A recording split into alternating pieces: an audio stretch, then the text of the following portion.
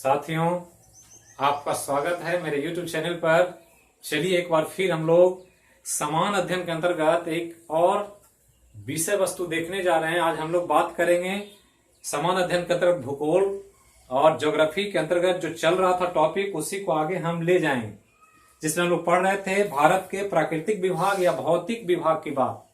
तो भौतिक विभाग में दूसरा विभाग चल रहा था उत्तर का विशाल मैदान, कि भारत के परिक्षेत्र में जो उत्तर वाला भाग है उसमें बहुत बड़ा विशाल मैदान है, जो बहुत ही महत्वपूर्ण भौगोलिक संरचना है भारत के लिए। आर्थिक, सामाजिक, सांस्कृतिक सभी चीजों को ध्यान में रख करके एक महत्वपूर्ण स्ट्रक्चर के रूप में उसको देखा जाता है। इसकी महत्वपूर्ण बातें, महत्वपूर्ण विशेषता हम चर्चा कर चुके थे। इसके अलावा हम देख रहे थे कि भारत में जो उत्तर का विशाल मैदान है वो कई भागों में बटा हुआ है बनावट और विशेषता के आधार पर, जिसमें 3 पार्ट्स की चर्चा कर चुके थे: भाबर प्रदेश, तराई प्रदेश और खादर प्रदेश। अब यहां के बाद आगे चलते हैं। 2 और महत्वपूर्ण प्रदेश है, उसके अलावा भी 1-2 और टर्म आता है यहाँ पर जो अक्सर एग्जाम में पूछा जाता है। तो चलिए देखते हैं भारत के प्राकृतिक विभाग के अंतर्गत उत्तर के विशाल मैदान का बंटवारा। तो उत्तर का विशाल मैदान पढ़ रहे थे और उत्तर के विशाल मैदान में हमने कहा किसका वितरण किया गया, विभाग। तो पहले तो भारत का विभाग पढ़ रहे हैं, अब उत्तर के विशाल मैदान का विभाग पढ़ रहे हैं। अब उत्तर के विशाल मैदान का विभाग जब पढ़े थे तो हमने एक रेखा चित्र के माध्यम से आपको दर्शाने का प्रयास किया था कि ये नदियों द्वारा बनाया गया जो उत्तर का विशाल मैदान है, बनावट के दृष्टिकोण से अलग अलग कैरेक्टर या विशेषता लिए हुए। तो एक पर्वत है जिसमें हमने पढ़ा था कि ऑरिजिन पॉइंट है, उद्गम है, यहां से एक नदी निकल रही है, लेकिन बीच में बहुत सारी पथरीला इलाका है, चट्टाने हैं। तो नदी की जलधारा समग्र रूप से नहीं बह पाती, चट्टानों से टकराती है और टकरा करके कई भाग में विभाजित हो जाती। तो ये जो पथरीला इलाका होता है पर्वतों के आसपास मैदानी क्षेत्रों में, इसी को हमने कहा था यही भब्बर प्रदेश है या भाबर प्रदेश। ये हम पढ़ चुके थे, जिसका विशेषता हम बता चुके हैं पिछले वीडियो में। अब आगे चलें तो हमने पढ़ा था कि आगे आते हैं तो ये नदियों की जो जलधारा बटी हुई है वो सब एकत्रित होती है और फिर एकत्रित होकर मैदानी भागों में जब एक साथ गिरती है तो इस मैदानी भाग का ये वाला इलाका थोड़ा सा कीचड़नुमा दलदली क्षेत्र के रूप में विकसित हो जाता है। तो ये वो क्षेत्र है जहां पर मडी एरिया है, दलदली क्षेत्र है, और दलदली क्षेत्र को यहां तराई प्रदेश कहा जाता है। तो भाबर प्रदेश और भाबर के बाद तराई प्रदेश, जैसे हमने चर्चा किया था नेपाल की तराई की। अब यहां से आगे बढ़े तो हमने कहा था कि इसके बाद मैदान में कुछ लो लैंड होता है, जहां पानी अक्सर हर साल जो बाढ़ आता है, फ्लड आता है, बारिश के सीजन में पानी से फिलअप हो जाता है एरिया और मिट्टी की एक परत बिछ जाती। तो जिस जगह पर हर साल मिट्टी की नई परत बिछ जाएगी, इसको हमने एक नाम दिया था, जिसको खादर प्रदेश के रूप में हमने दर्शाया था। तो यहां तक हम लोग पढ़ चुके। अब इससे आगे की बात करनी है, जहां पर हम लोगों को 2 और मुख्य प्रदेश देखना, जिसमें पहला जो है ये ध्यान रखना है कि इसके आगे जब उत्तर के विशाल मैदान में आएंगे तो कहीं कहीं ऐसा एरिया होगा जहां लैंड थोड़ा उभरा होगा। तो उभरा हुआ लैंड है ये लैंड है जो ऊंचा है, मतलब ये ऊंचा भूभाग है, ध्यान रखना है। और ऊंचा भूभाग होने के कारण यहां जो नदी की पानी आ रही है ऐसे बहते हुए, ये इस एरिया पर ऊपर नहीं चढ़ पाती, इसके किनारे से निकल जाती। तो जब ऊपर नहीं चढ़ पाएगी तो इसका जो मिट्टी है ये भी पहले लाया गया है नदियों द्वारा ही, लेकिन हाइट हो गया, ज्यादा ऊंचाई ले लिया, और ऊंचाई ले लेने की वजह से ये जो ऊंचाई पर है जहां पर पानी हर साल बाढ़ का नहीं पहुंचता है, तो ये मिट्टी धीरे धीरे पुरानी पड़ जाती। और यही पुरानी मिट्टी को जो ऊंचा भूभाग होता है मैदानी क्षेत्रों में, जहां बाढ़ का पानी प्रत्येक वर्ष नहीं पहुंचता है, इसी को एक नाम दे देते हैं जिसे बांगड़ प्रदेश कहते हैं। तो यही ध्यान रखना, ये बहुत इंपॉर्टेंट है। तो भाबर प्रदेश, तराई प्रदेश, खादर प्रदेश और तब फिर बांगड़ प्रदेश। लेकिन यहां ध्यान रखना है खादर प्रदेश निम्न भूभाग है मतलब लो लैंड है, ज्यादा ऊंचा नहीं है, तो लो लैंड है इसलिए पानी पहुंच जाता है। लेकिन ये हाई लैंड है, ऊंचा भूभाग है, और ऊंचा होने की वजह से पानी यहां नहीं पहुंचता, और जब पानी नहीं पहुंचेगा मिट्टी पुरानी हो जाएगी। तो खादर प्रदेश जो निम्न भूभाग कारण मिट्टी पानी पहुंचती है तो मिट्टी की परत नहीं होती, और इसलिए इसको नई जलोढ़ मिट्टी भी कहते हैं। ये जब मिट्टी पढ़ेंगे तो वहां पर चर्चा होगी। तो ये नई जलोढ़ मिट्टी, जबकि बांगड़ प्रदेश पुरानी जलोढ़ मिट्टी है, ये ध्यान रखना है। ये दोनों में थोड़ा सा डिफरेंस कंपैरेटिव तुलनात्मक रूप से आपको याद रखना कि बांगड़ प्रदेश पुरानी जलोढ़ मिट्टी है, दोनों मिट्टी ही है, जलोढ़ ही नदी द्वारा ही लाया गया, लेकिन चूंकि उभरा भाग है इसलिए यहां पर ये मिट्टी पुरानी पड़ गई तो पुरानी जलोढ़ मिट्टी। यहां क्या है कि हर साल नई नई मिट्टी आ रही है, इसलिए नई जलोढ़ मिट्टी। और हमने कहा था कि नई जलोढ़ मिट्टी बहुत ही उपजाऊ होता है, इतना उपजाऊ कि यहां आप बिना खाद दिए कार्य कर सकते हैं कृषि का। तो यहां बिना खाद का कृषि कार्य होता है, ये ध्यान रखना। लेकिन अगर कोई किसान बांगड़ प्रदेश में चाहे कि वो कृषि कार्य करे तो इसके लिए यहां दो काम करना होगा, सिंचाई की व्यवस्था करनी होगी बहुत अच्छे तरीके से, और साथ ही साथ खाद का प्रयोग करना पड़ेगा। तो खाद का प्रयोग यहां बिना के आप उर्वरा शक्ति यहां नहीं ला सकते हैं। तो पूछेगा एग्जाम कि कौन ऐसा प्रदेश है जहां बिना खाद के कृषि होता है, तो खादर प्रदेश। तो खाद यहां पहले ही से खाद मिला हुआ है, तो ये ध्यान रखना। तो खादर प्रदेश में बिना खाद का, और यहां पर जो है बांगड़ प्रदेश, यहां बिना खाद का आप कृषि कार्य नहीं कर सकते क्योंकि उर्वरा शक्ति कम है। तो ये ध्यान रखना है, खादर प्रदेश ज्यादा उपजाऊ क्षेत्र है, ये ध्यान रखना। तो उपजाऊ क्षेत्र है ये, और ये उपजाऊ क्षेत्र नहीं है, लेकिन फिर भी अगर आप कृषि करेंगे तो उपजाऊ नहीं होने की वजह से खाद देना आवश्यक हो जाएगा। और ये सब पॉइंट पूछेगा कि कहां खाद की जरूरत है, कौन उपजाऊ क्षेत्र है, कौन उपजाऊ क्षेत्र नहीं है, ये ध्यान रखना है। कौन लो लैंड है, कौन हाई लैंड है, ये सब पूछेगा। अब इसको हम नदी की स्थिति से देखें तो मान लिया कि एक नदी है, उसका बहाव क्षेत्र लें, तो ये एक नदी है जिसका बहाव क्षेत्र है, तो नदी का ये पेटी है, ये इसका तली है, ये तली नीचे है, पेटी साइड में। तो नदी जब बहती है तो देखे होंगे कैचमेंट एरिया नदी का ऐसे होता है। तो बारिश के दिनों में पानी जो है इतना दूर रहेगा, मान लेते हैं बारिश का सीजन है तो पानी इतना नहीं रहेगा, बारिश के दिनों में पानी ज्यादा रहेगा, लेकिन गर्मी के दिनों में या जाड़े के दिनों में पानी घटता है नदी में। तो हर साल जब बारिश आएगा तो बाढ़ आएगा तो ये पानी धीरे धीरे ऊपर चढ़ेगा, और ऊपर चढ़ेगा तो ये ऊपर चढ़ने के क्रम में जहां तक पानी पहुंच जाएगा, तो मान लीजिए यहां तक पानी पहुंचा, तो यहां से ऊपर जो पानी का क्षेत्र है तो ये वाला पार्ट पर मिट्टी की लेयर बिछ जाएगी, पानी निकलेगा, पानी के निकलने के साथ ही नदी के किनारों पर ये अक्सर मिट्टी की एक परत दिखेगी। लेकिन जब बारिश बीत जाएगा तो बारिश बीतेगा फिर ये पानी उतर जाएगा, ऐसे तो उतर जाएगा, फिर पानी यहां तक आ गया, तो ये उतर गया, तो उतरने पानी तो समाप्त हो गया लेकिन मिट्टी की नई परत बिछ गई। तो ये जो एरिया है यही एरिया खादर प्रदेश है, ये ध्यान रखना, क्योंकि यही नई जलोढ़ मिट्टी लेकर आया है। लेकिन ये जो ऊपर वाला भाग है यहां पानी नहीं पहुंचेगा नदी का, तो ये जो लैंड है इस लैंड को आप बांगड़ प्रदेश समझेंगे, ये ध्यान रखना। तो ऊपर जहां पानी नहीं पहुंच पाया, यहां तक पानी था, ये एरिया तक, तो यहां तक था, तो यहां तक के जो क्षेत्र है मिट्टी बिछेगी तो खादर प्रदेश, लेकिन यहां के ऊपर वाला भाग बांगड़ प्रदेश। और बांगड़ प्रदेश हमने कहा पुराना हो गया है, मिट्टी पुरानी इसलिए उपजाऊ शक्ति कम। और बांगड़ प्रदेश जो होता है ऊपर में, यहीं पर लोग अक्सर मकान बनाते हैं, बिल्डिंगे, घर बनाते हैं।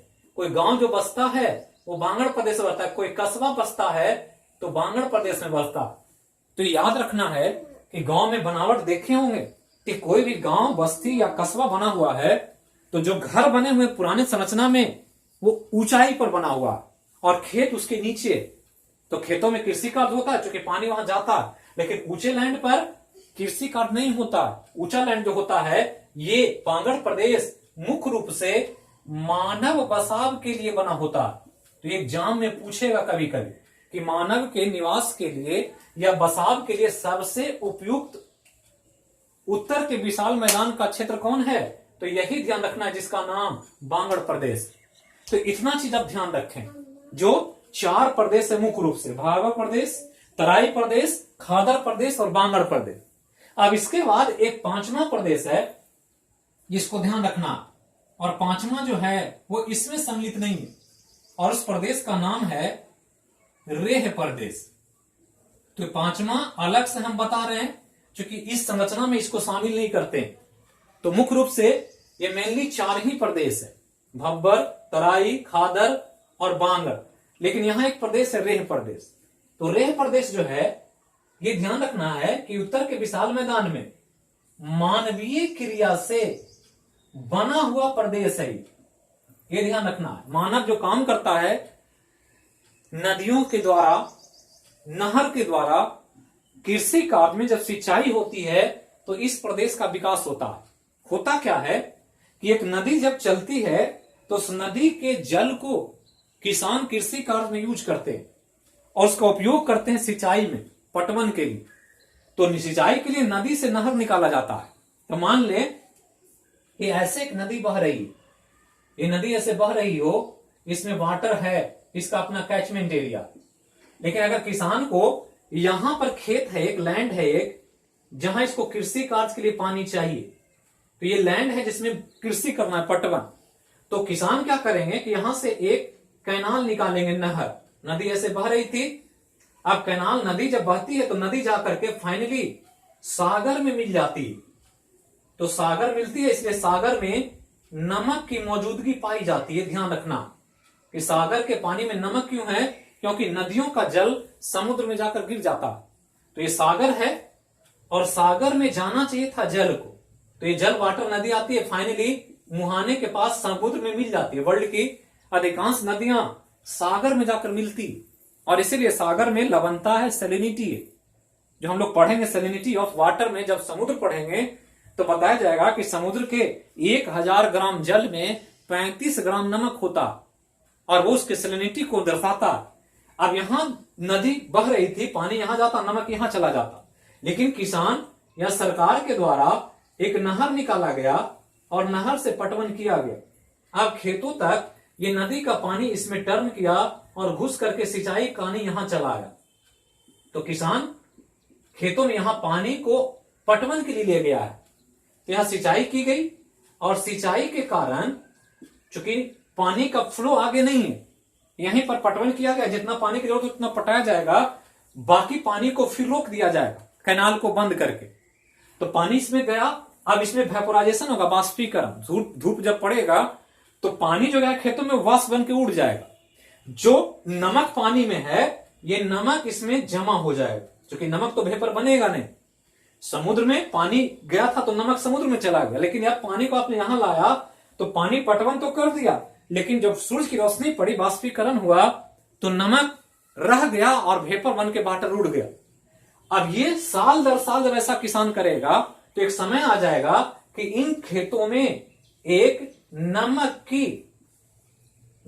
की सफेद परत बिछ जाएगी, एक लेयर, और सफेद परत बिछ जाएगी तो ये खेत समय के साथ बंजर हो जाएगा।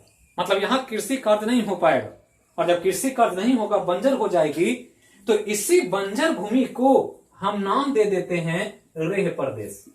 तो ये याद रखना, जिसका सबसे महत्वपूर्ण विशेषता है कि इसमें नमक की प्रधानता, और यही एग्जाम में पूछेगा कि उत्तर के विशाल मैदान में सिंचाई की वजह से जिन क्षेत्रों में नमक ज्यादा हो जाता है मिट्टी में, उन प्रदेशों को कहा जाता है क्या?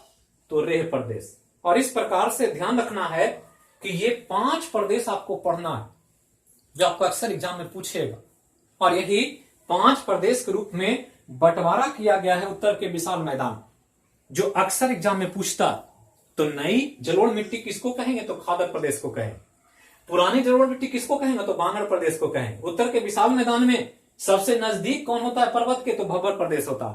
कीचड़ युक्त क्षेत्र को क्या कहते हैं? तो तराई प्रदेश कहते हैं। नमक युक्त क्षेत्र को क्या कहते हैं? रेह प्रदेश कहते हैं। सबसे उपजाऊ क्षेत्र खादर प्रदेश, सबसे कम उपजाऊ बांगड़ प्रदेश, सबसे ऊंचे भूभाग को बांगड़ प्रदेश, मानव बसाव के लिए उचित बांगड़ प्रदेश, कृषि के लिए उपयुक्त खादर प्रदेश। जहां खाद देने की आवश्यकता ना हो वो खादर प्रदेश, जहां खाद देना जरूरी हो वो बांगड़ प्रदेश। तो ये सब पॉइंट एग्जाम में पूछता रहता, तो इतना चीज ध्यान रखें। अब यहां के बाद 2-3 और महत्वपूर्ण टर्म है जो अक्सर एग्जाम में पूछ देता, तो उसी को हम यहां समझाने का प्रयास कर रहे हैं आप। तो यहां पर उत्तर का विशाल मैदान आपका कंप्लीट हो जाएगा और तब हम लोग चौथा विभाग की तरफ चलेंगे जिसका नाम है दक्षिण का पठार या प्रायद्वीपीय पठार, जो हम लोग को पढ़ना तो दूसरा हो जाएगा और तीसरा विभाग में जाएंगे। अब यहां पर ध्यान रखना है कि इसके अलावा 2 और संरचना देखी जाती है उत्तर के विशाल मैदान। एक को कहते हैं भूड़, ये ध्यान रखना, और दूसरे का नाम है डेल्टाई प्रदेश। ये दोनों को भी ध्यान रखना, ये कॉमनली नहीं पूछता है, ज्यादातर आपको यही 5 में से पूछेगा। लेकिन बीपीएससी वगैरह में बैठ रहे हैं, कमीशन के एग्जाम की तैयारी कर रहे हैं, तो कभी कभी इन टर्म को भी ध्यान रखना। ज्यादातर ये फोकस करना जो आपको मैंने बता दिया, लेकिन इन दोनों को भी ध्यान रखना, क्योंकि हमने पढ़ा है कि उत्तर का विशाल मैदान नदी द्वारा बना है, नदियों के द्वारा लाए गए मिट्टियों के जमाव से बना हुआ है। अब मिट्टियां जब जमती है अलग अलग जगहों पर, तो अलग अलग प्रदेश का निर्माण हो गया। तो एक भूड़ है, और भूड़ क्या है ध्यान रखना है, उत्तर के विशाल मैदान में खासकर बिहार जैसे क्षेत्रों, गंगा के क्षेत्रों के, गंगा के आसपास कहीं कहीं उत्तर के विशाल मैदान में, तो विशाल मैदान जो है उत्तर का, यहीं पर ऊंचे ऊंचे टीले बन जाते हैं बीच बीच में। तो ऊंचे ऊंचे जो टीले बन जाते हैं उसी को यहां भूड़ नाम दिया गया। तो कभी कभी पूछ देगा कि गंगा के क्षेत्र में या दियारा में ऊंचे ऊंचे जो टीले बन जाते हैं उसको कहा जाता है, भौगोलिक रूप से उसका क्या नाम है, तो याद रखना उसको भीड़ कहते। तो विशाल मैदान उत्तर का जो है उसमें कहीं कहीं ऊंचा टीला दिख जाए तो उसको भूड़ समझना, तो ये ध्यान रखना। डेल्टाई प्रदेश क्या है, तो वह प्रदेश जो डेल्टा के रूप में विकसित हो, तो ये ध्यान रखना। तो डेल्टा के रूप में विकसित होता, तो डेल्टा बनता कहां है, तो ये पढ़ते हम लोग नदी में, कि नदी अपने मुहाने के पास डेल्टा बनाती है। तो नदी जब बहते हुए जाती है तो मुहाने के पास ही एक भूखंड बन जाता है जिसको डेल्टा कहते। जैसे हम भारत को लें तो भारत का ये चित्र हम बना रहे हैं कि भारत जो है ऐसे है, ये भारत है, और भारत का यहां पर गंगा का ओरिजिन है, गंगा ऐसे उतरती है, ऐसे भारत के 5 राज्यों से होते हुए बंगाल की खाड़ी पहुंच जाती है। इसके बगल से ब्रह्मपुत्रा निकलती है और ब्रह्मपुत्रा निकल करके यहां से चलती है, इधर से होते हुए बांग्लादेश होते हुए गंगा में ही मिल जाती है। तो ये गंगा है, ये ब्रह्मपुत्रा, नदी चक्राएगा तो वहां पर चर्चा होगी। अब दोनों की जलधारा जब गिरती है बंगाल की खाड़ी में, तो यहां मिट्टी का एक भूखंड बन गया इसे, और ये जो भूखंड बना है इसी भूखंड का नाम सुंदरबन का डेल्टा है। तो ये ध्यान रखना है, सुंदरबन का डेल्टा, ये विश्व का सबसे बड़ा डेल्टा, जिसको गंगा और ब्रह्मपुत्रा का डेल्टा भी कहते हैं, या गंगा ब्रह्मपुत्रा का निर्मित डेल्टा के रूप में देखा जाता है। तो यहां भी मैदान बना हुआ है। तो उत्तर के विशाल मैदान में दुनिया का सबसे बड़ा डेल्टा सुंदरबन का डेल्टा भी है। तो ध्यान रखना है कि उत्तर के विशाल मैदान में नदी के मुहानों पर जो मैदानी क्षेत्र बन जाता है उसको हम एक अलग रूप में देखते हैं जिसको डेल्टाई प्रदेश कहते हैं। तो यही डेल्टा के रूप में विकसित मुहाने के पास, मतलब नदी के माउथ के पास, तो नदी के मुहाने के पास जो डेल्टा होता है उसी को डेल्टाई प्रदेश के रूप में देखा जाता है। तो ये ध्यान रखना है।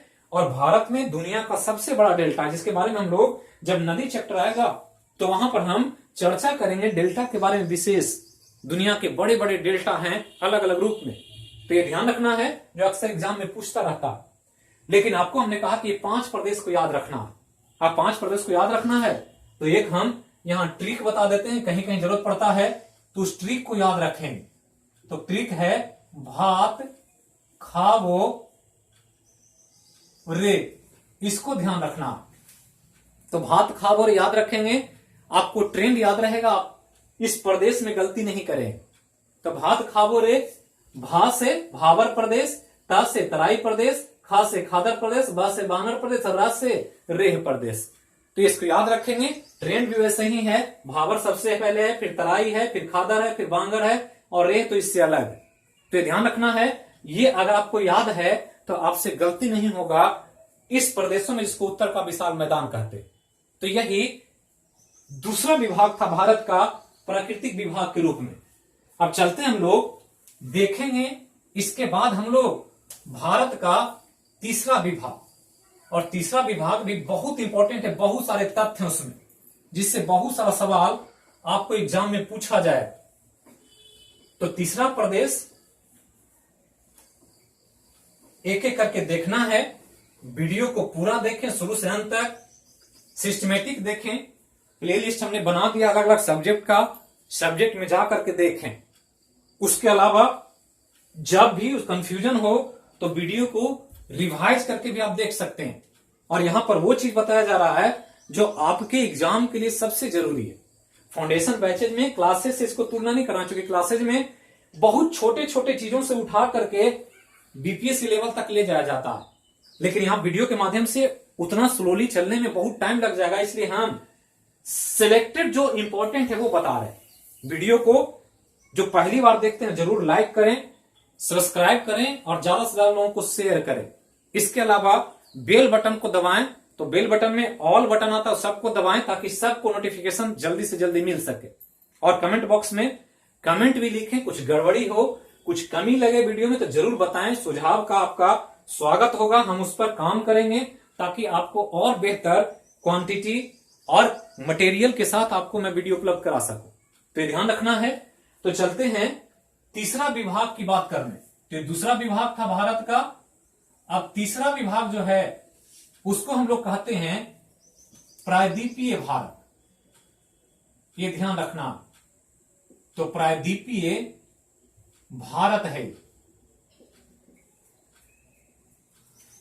तो प्रायद्वीपीय भारत बिल्कुल इंपॉर्टेंट है। बहुत सारे तथ्य हैं इसमें जो एक वीडियो में कंप्लीट नहीं होगा, इसमें और हमको एक वीडियो बनाना पड़ेगा तब प्रायद्वीपीय भारत पूरा होगा। तो प्रायद्वीपीय भारत भी कहा जाता है, दक्षिण भारत भी कहते हैं, या प्रायद्वीपीय पठार भी कहा जाता है। नाम एक ही है, अलग अलग नाम है, नाम से कंफ्यूज नहीं करना। लेकिन नाम जब दो अलग अलग तीन हो जाए तो वो क्वेश्चन हो जाता है। तो चलते हम लोग प्रायद्वीपीय भारत की तरफ। उत्तर वाला भाग पढ़ लिए, अब दक्षिण भारत की तरफ चलना है।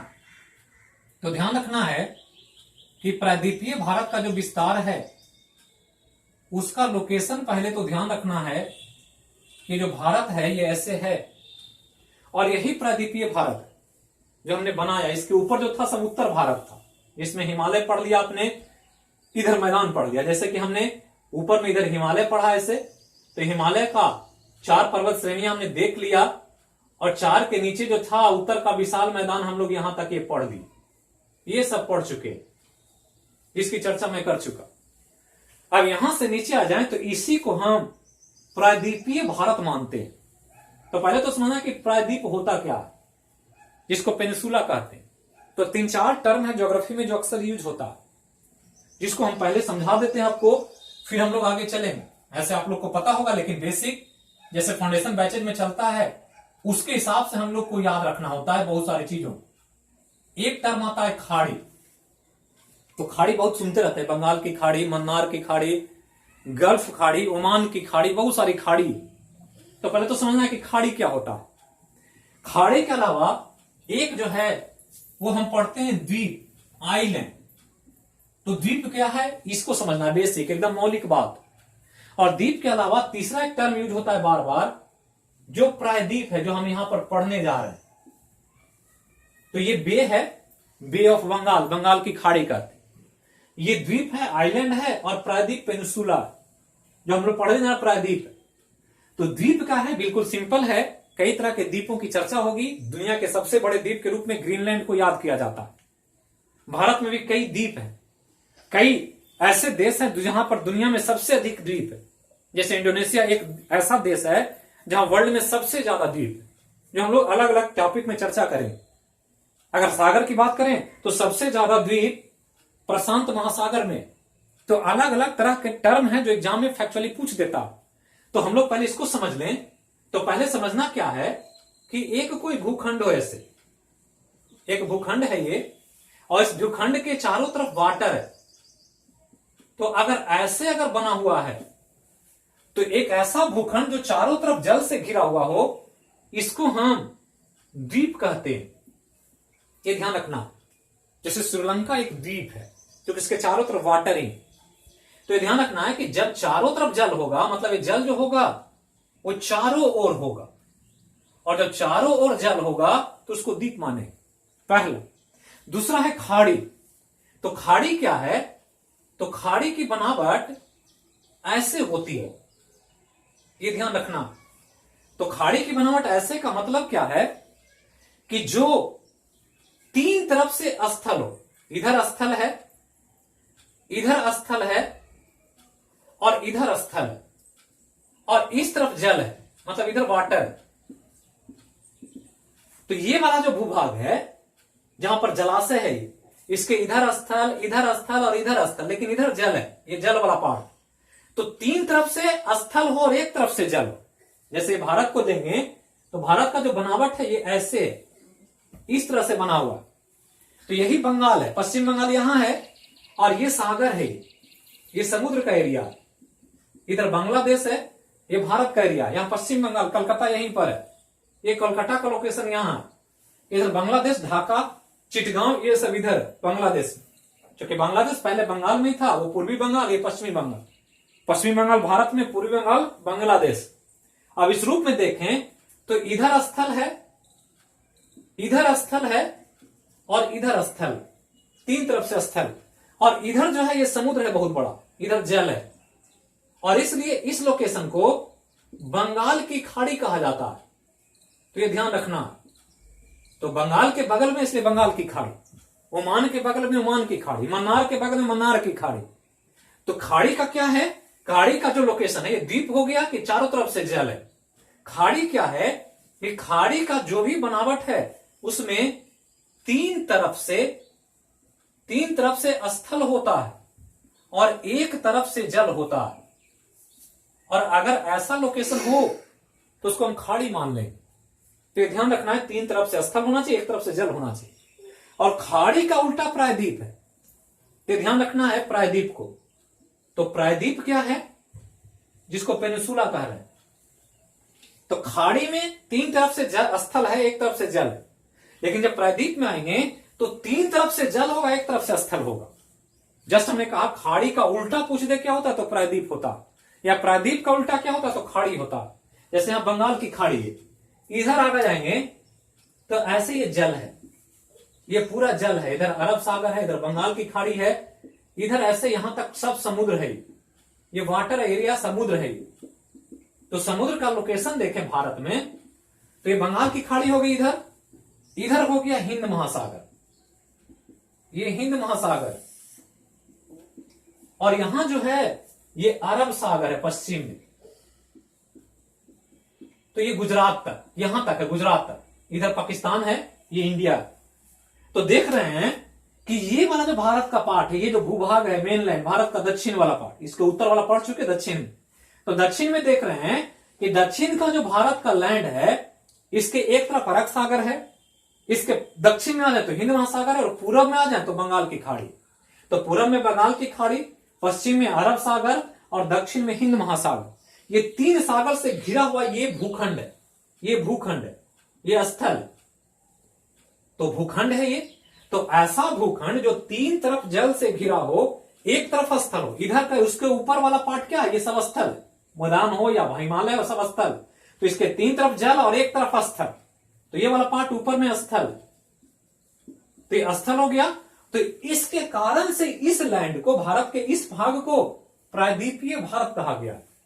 तो तीन टर्म हो गया कि चारों तरफ से जल हो तो आइलैंड, तीन तरफ से स्थल, एक तरफ से जल हो तो खाड़ी, और तीन तरफ से जल और एक तरफ से स्थल हो तो उसको हम प्रायद्वीप कहेंगे। और इसी रूप में हम लोग को यहां पर प्रायद्वीपीय भारत को स्टडी करना है। अब इस प्रायद्वीपीय भारत के आधार पर हम लोग देखेंगे कि इस प्रायद्वीपीय भारत में कौन कौन सी बनावट है, जो हम लोग को एक एक करके देखना है, ताकि आप चीजों को समझ सकें और जो क्वेश्चन एग्जाम में पूछा जाए उसको सॉल्व कर सकें। तो इसी को मैं यहां समझाने का प्रयास करूंगा। तो इसी को हम लोग देखेंगे एक एक करके। बहुत इंपॉर्टेंट तथ्य है जो आपको याद रखना है, बहुत सारी चीजों को। तो चलते हैं प्रायद्वीपीय भारत का स्टडी, जिसमें हम आज कुछ चीजों को आपको बताएंगे। तो प्रायद्वीपीय भारत पढ़ना है तो प्रायद्वीपीय भारत के सेक्शन को एक चित्र के माध्यम से हम आपको समझाने का प्रयास कर रहे हैं। तो इसी को देखना, तो ये प्रायद्वीपीय भारत है। अब प्रायद्वीपीय भारत में आएंगे तो सबसे पहले एक भौगोलिक संरचना से मुलाकात होगी यहां पर। यहां ध्यान रखना, ये है एक पर्वत और इस पर्वत का नाम है अरावली पर्वत। ये ध्यान रखना, बहुत इंपॉर्टेंट है एग्जाम के लिए। जैसे हिमालय पढ़े थे वैसे ही अरावली पर्वत। तो ये ध्यान रखना, अरावली पर्वत दक्षिण भारत में या प्रायद्वीपीय भारत के भौगोलिक जो विभाग किया गया उसमें ये पार्ट है। तो अरावली पर्वत क्या है, क्या इसका विस्तार है, क्या इसकी विशेषता, इसी को देखना। तो पहले तो ध्यान देना है कि अरावली पर्वत शुरू कहां से हुआ है और कहां तक गया हुआ है। तो अगर इसको देखेंगे तो ये गुजरात है और गुजरात का ये जो है ये अहमदाबाद है। ये ध्यान रखना, तो अहमदाबाद से शुरू होता है और ये जो पॉइंट है ये वाला पॉइंट दिल्ली है। तो ध्यान रखना है कि अहमदाबाद से दिल्ली तक एक लंबा पर्वत है और यहां से यहां को जो डिस्टेंस है ये कुल दूरी 800 किलोमीटर है। तो ये याद रखना कि अरावली पर्वत की लंबाई 800 किलोमीटर है, जिसका दक्षिणी छोर अहमदाबाद से शुरू होता है और उत्तर का छोर दिल्ली में। तो पहला तो ध्यान रखना, तो दिल्ली, अहमदाबाद, गुजरात, राजस्थान को पार करते हुए दिल्ली तक जाता है। तो कई जगह को क्रॉस करता है और इस रूप में इसको ध्यान देना। अब ध्यान देना है कि अरावली पर्वत को जब देखेंगे तो ये पर्वत दुनिया के कालक्रम में देखें तो सबसे पुरानी पर्वत है। ये वर्ल्ड में सबसे पुरानी पर्वत, हमने पढ़ा है दुनिया का सबसे युवा पर्वत तो हिमालय पर्वत और दुनिया का सबसे पुराना पर्वत तो अरावली पर्वत। तो ध्यान रखना। अब ध्यान देना है कि अरावली पर्वत पर दो लोकेशन, एक लोकेशन है जिसको रायसीना की पहाड़ी कहते हैं। तो रायसीना की पहाड़ी, ये ध्यान रखना, और एक है माउंट आबू शहर। तो ये दोनों को ध्यान रखना। तो माउंट आबू शहर और रायसीना की पहाड़ी ये दोनों अरावली पर्वत पर ही है। ये जो माउंट आबू है ये राजस्थान के क्षेत्र में पड़ता है और जबकि ये रायसीना की पहाड़ी ये दिल्ली में स्थित है। तो ये ध्यान रखना। तो दिल्ली में जो रायसीना की पहाड़ी है वो अरावली पर्वत का हिस्सा है और इसी पर भारत के राष्ट्रपति भवन का निर्माण कराया गया। तो एग्जाम में पूछता है कि राष्ट्रपति भवन जो बना हुआ है, प्रेसिडेंट हाउस, जहां पर भारत के राष्ट्रपति रहते हैं, वो राष्ट्रपति भवन रायसीना की पहाड़ी पर है और ये रायसीना की पहाड़ी हिस्सा किसका, तो अरावली पर्वत का। तो ध्यान रखना। दूसरा कि ये माउंट आबू शहर जो राजस्थान में, ये एक इंपॉर्टेंट शहर है और ये इंपॉर्टेंट शहर के रूप में खास करके जैन धर्म के अनुयायियों के लिए। तो जैन धर्म जो मानते हैं, इन जैन धर्म के अनुयायियों के लिए एक इंपॉर्टेंट लोकेशन, क्योंकि यहीं पर ये माउंट आबू शहर की बात हो रही, ये ध्यान रखना। तो जैन धर्म के अनुयायियों के लिए यहां पर एक मंदिर है जिसको दिलवाड़ा का जैन मंदिर कहा जाता है और भारत में ये मंदिर जैन धर्म के अनुयायियों के लिए एक महत्वपूर्ण तीर्थस्थल का काम करता है।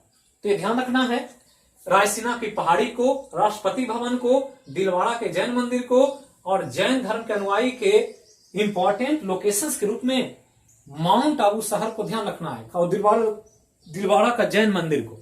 और ध्यान रखना है ये जो जैन मंदिर है यहीं पर ये जो मंदिर है इसका निर्माण मध्यकाल में राजा सोलंकी ने कराया था। तो इसको थोड़ा सा ध्यान रखना जो आपसे कभी कभी एग्जाम में पूछा जाए। इसके अलावा कई इंपॉर्टेंट बातें। अब अरावली पर्वत पर एक इंपॉर्टेंट शिखर है, ये ध्यान रखना। और ये इंपॉर्टेंट शिखर जो है ये सबसे ऊंचा शिखर अरावली पर्वत का, और इस शिखर का नाम गुरु शिखर है। ये ध्यान रखना है कि गुरु शिखर के रूप में आपसे पूछेगा एग्जाम कि अरावली पर्वत का सबसे ऊंची चोटी को कहा जाता है क्या, तो गुरु शिखर। तो ये अरावली पर्वत से संबंधित बात। कुछ और भी बातें हैं जिसको मैं आगे बताऊंगा अगले वीडियो में। तो तब तक के लिए फिर मिलेंगे हम। आप वीडियो को पूरा देखें, तब तक के लिए आप एक एक वीडियो को देखें, जो जो वीडियो आया सिस्टमेटिकली सबको देखें प्लेलिस्ट के माध्यम से। तो फिर मिलेंगे अगले वीडियो में अगले विषय के साथ।